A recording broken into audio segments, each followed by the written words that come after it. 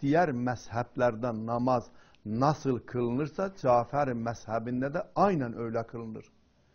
Örnek diyorum, öğlen ezanı okunduğu zaman bu bir çağrıdır. Müslümanları ibadete davet eder.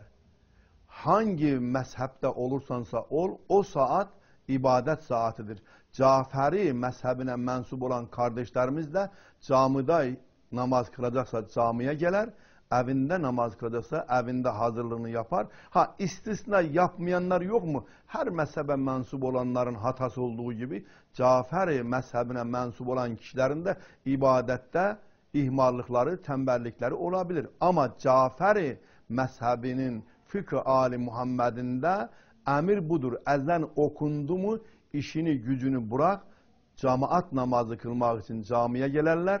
Cemaat toplanar, bir rahatlayar.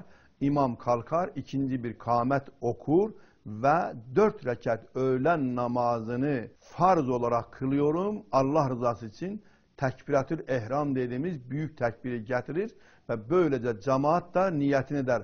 Uydum öndeki imama, Allah rızası için diğer tekbir getirir.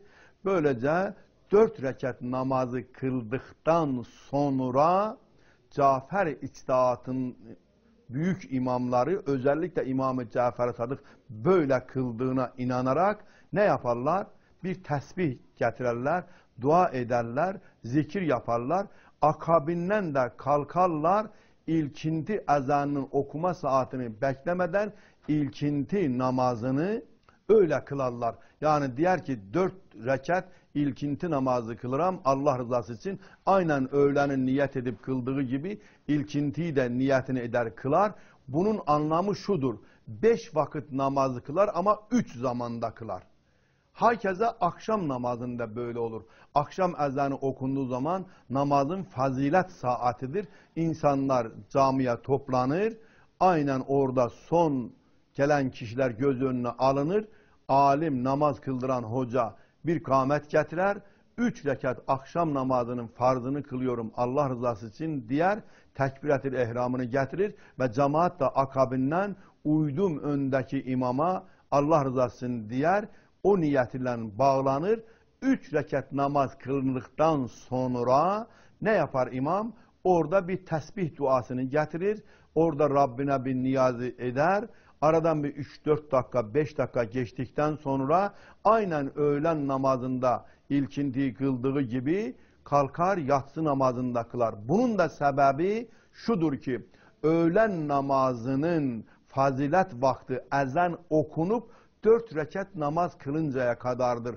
Bundan sonrası ilkintiyle müşterektir veya akşamsa yatsıyla müşterek olduğu için bu müşterek zamanda kılınır. Yani Cafer içtihadına göre 5 vakit namazı 3 zamanda kılarlar. Ve bunu da İmam-ı Cafer-i Sadık babasının kıldığını görmüş. O da babasının kıldığını, o da daha önce zikrettiğimiz gibi ta Hazreti Ali peygamberin böyle namaz kıldığını görmüş ve bunu da icraat etmişler. Ha bugün ehl-i sünnet ve cemaat kardeşlerimizle 5 vakitte kılınıyorsa bu yanlış mıdır? Haşa, yanlış değildir. Bu da doğrudur. Çünkü peygamberimiz mihraca gitmeden önce 13 sene böyle kılmış. Yani öğlen namazını kıldıktan sonra cemaat dağılmış, ilkinti ezan vaktinde tekrar ezan okunmuş, gelmiş namazı kılmışlar. Akşam namazını kılmışlar, dağılmışlar, yatsı ezan saatinde gelmişler. Ama Peygamberimiz mihraca gittikten sonra orada Allahu Azze ve Celle Habibim Peygamber benden ne istiyorsun dediği zaman o şan yüce Peygamberimiz Allah'ım korkarım ki ümmetim bu şekil namaz kılmakta bir gün gelir ki ihmallık yapsınlar. Bir gün gelir ki birlerin emrinde olsunlar, namaza gelebilmesinler. Bunu cemi takdim edebilirler mi? Yani bugün İmam-ı Cafer-i Sadık fıkhında olduğu gibi Allahu Azze ve Celle la ikraha fiddin, dinde zorluk yoktur. Habibim git bundan geriye kalan ömründen namazı ümmetine bu şekil kıldır. Ve Peygamberimiz de gelir ey insanlar, şu ana kadar kıldığımız namazlar doğru ve geçerli ama Allah bir cevazlık verdi ki bundan sonra namazlarımızı cemi takdim kılacağız ve böyle kıldı. Ama Peygamberimizin vefatından sonra halifeler iş başına geldiği zaman tekrar başa döndüler, öyle kıldılar ama Hazreti Ali Efendimiz'e sıra geldiği zaman halifelik döneminde 4,5 sene halifelik yaptı. Tekrar peygamberin son kıldığı şeraitte kıldı. Peki bu arada Cafer içtihatına göre ehli sünnet vel cemaat kardeşimizin kıldığı namazlarda bir yanlışlık var mı? Haşa, böyle bir şey yoktur. Peki bir Cafer'i böyle kılabilir mi?